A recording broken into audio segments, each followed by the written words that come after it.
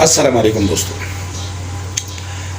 آج کی دعوت و تبلیغ کی اس نشست میں ہم دعوت و تبلیغ کے چوتھے نمبر پر بات کریں گے اکرام مسلم یا اکرام انسانیت۔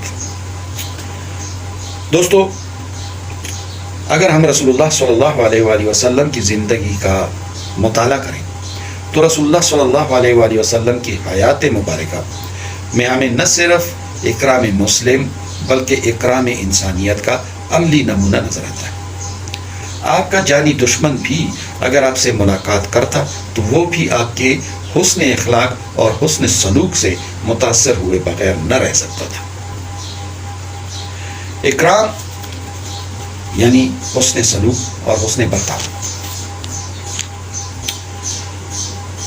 حسن سلوک کے بارے میں بہت ساری احادیث موجود ہیں۔ ان احادیث میں حسن سلوک کے اہل افراد کے درجے مقرر ہیں۔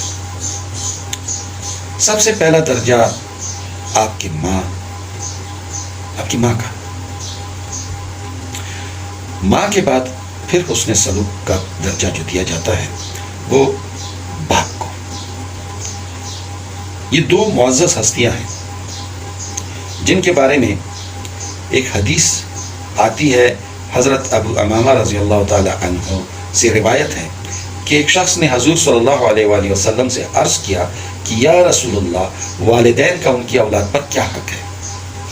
آپ صلی اللہ علیہ وآلہ وسلم نے فرمایا کہ دونوں تیری جنت یا جہنم ہے، یعنی ان دونوں کے ساتھ آپ کا برتاؤ، آپ کا حسن سلوک آپ کو یا تو جہنم میں پھینک دیتا ہے یا پھر آپ کو جنت کے باغوں میں پہنچا دیتا ہے۔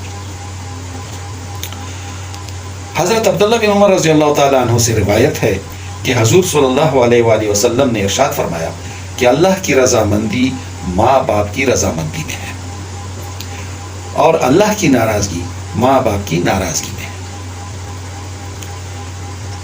ماں باپ کا بہت بڑا درجہ ہے دین اسلام میں۔ ماں باپ کے بعد پھر جو اس نے سلوک کا دوسرا درجہ آتا ہے وہ ہے آپ کے قریبی رشتہ داروں کا، آپ کے خونی رشتہ داروں کا، اور اس کے بعد درجہ بدرجہ یعنی اس سے تھوڑا دور رشتہ دار، پھر اس سے تھوڑا دور رشتہ دار، پھر آپ کے ہمسایوں کا درجہ آتا ہے کہ آپ کے ہمسایوں کے ساتھ آپ کا حسن سلوک، اور اس کے بعد پھر تمام دنیا کے انسانوں کا درجہ آتا ہے کہ سب کے ساتھ حسن سلوک رکھا جائے۔ دیکھیں، حسن سلوک کی وجہ سے، حسن برتاؤ کی وجہ سے انڈونیشیا کے لوگ مسلمان ہوئے۔ انڈونیشیا کے لوگ تلوار کے زور پہ مسلمان نہیں ہوئے، اور نہ ہی کوئی تلوار کے زور پہ کسی کو اس کا دین بدلنے یعنی اس کا دین بدل سکتا ہے۔ اگر دین پھیل رہا ہے تو وہ مسلمانوں کے حسن سلوک کی وجہ سے۔ آج بھی ایسے لوگ موجود ہیں جو اپنے حسن سلوک کی وجہ سے دین کے پھیلاؤ کا موجب ہے۔ ہاں، ہم یہ اقرار کرتے ہیں کہ ہمارے اندر بہت سی غلطیاں ہیں۔ جو توقعات اس دنیا کے انسانوں کی ہم سے ہیں، عملی نمونہ جو وہ مانگتے ہیں ہم سے، ہم اس پہ پورا نہیں اتر رہے، مگر پھر بھی ہم میں ایسے لوگ ہیں کہ اگر ان کے ساتھ کوئی ملاقات کر لے تو وہ اسے اپنے حسن سلوک سے متاثر ہوئے بغیر نہیں اٹھتا۔ ایک بار میں کسی کمپنی میں ایک کام کے لیے گیا تھا۔ ہمارا کوئی دوست تھا، وہ اس کمپنی میں کام کرتا تھا، تو وہ جیل چلا گیا تھا۔ تو ہم کمپنی میں گئے، یہ دبئی کا واقعہ، اور وہ کمپنی تھی ابو دھابی میں۔ تو وہاں پہ جو ان کا پی آر او تھا، انہوں نے دیکھا وہ مصری تھا، مگر وہ جس انداز میں ہم سے ملا تو ہم پہ بہت بڑا اثر ہوا۔ جو انہوں نے کان لگا کر کے ہماری باتیں سنی اور پھر ان کا حل ہمیں بتایا، اور اپنی طرف سے ان کی جو کوشش ہونی چاہیے تھی اس کا انہوں نے وعدہ کیا ہم سے، اور پھر جب ہم وہاں سے نکلے تو وہ اپنے کرسی سے اٹھ کر کے ہمارے ساتھ باہر تک آیا۔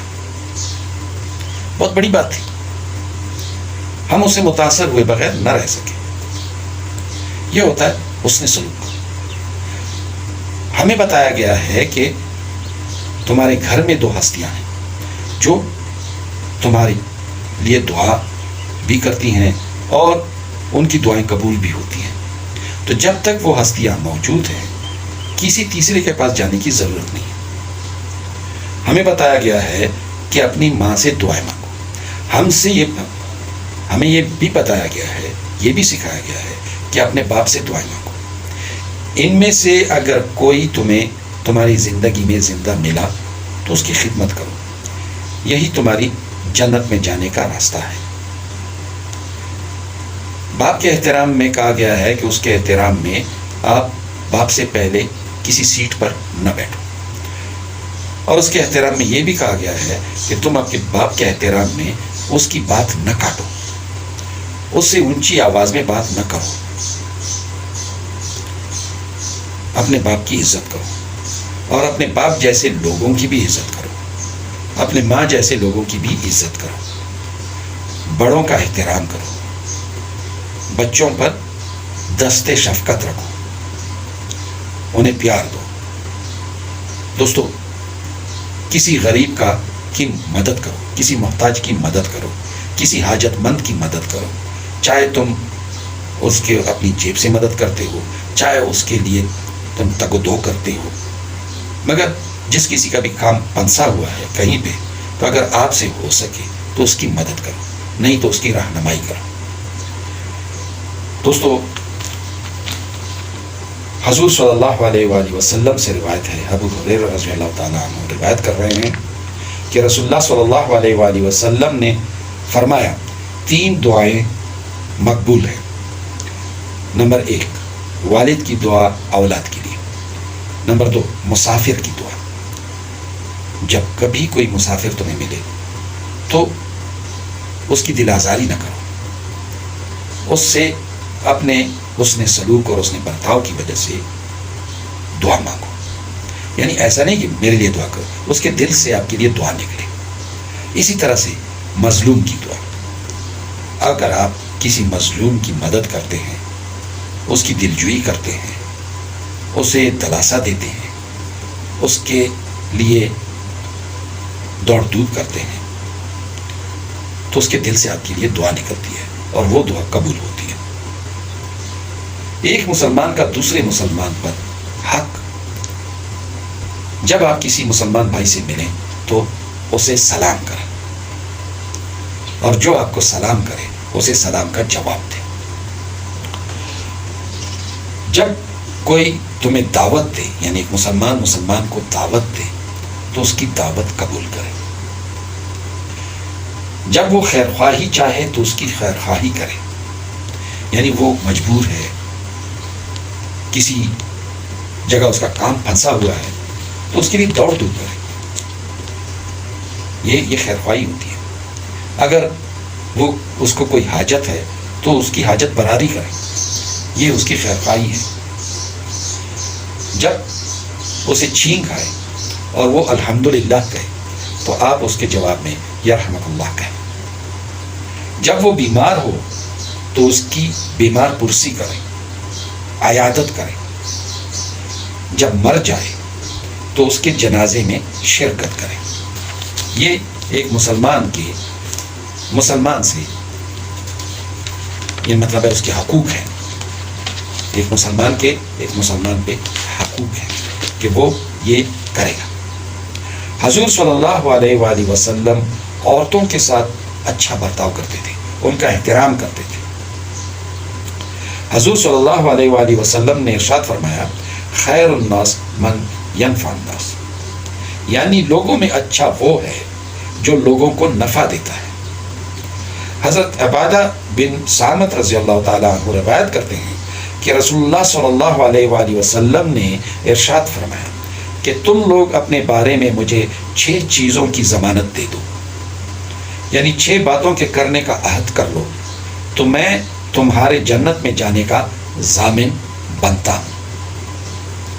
نمبر 1، جب بھی بولو سچ بولو۔ نمبر 2، وعدہ کرو تو پورا کرو۔